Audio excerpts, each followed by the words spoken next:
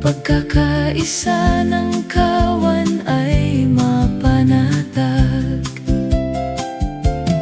Atin pong panoorin at pakinggan Ang mga bagay at kaparaanan, para ang bawat isa ay maintindihan. ang ating gawain dapat gampanan. Halina at sumamang pagtibayin ang kaharian ng alahayah natin. Para siya ay kilalanin Ng mga bansa at maluwalhati, masamba at madakila. Sa pangunguna ng punong kahan at kahanim na pinuro't pinasbasan,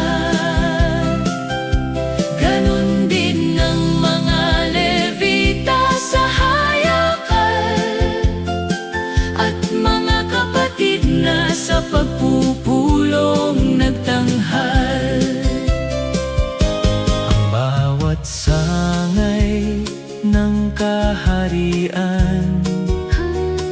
Ay masigasig at may katalinuhan Sa pagganap ng mga tungkulin, sa gabay ni Aba, di kayang supilin.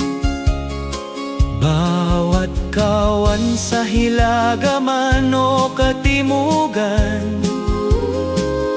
Magkakaisa sa kanluran at silangan upang ipabatid sa sangkatauhan na narito ang haring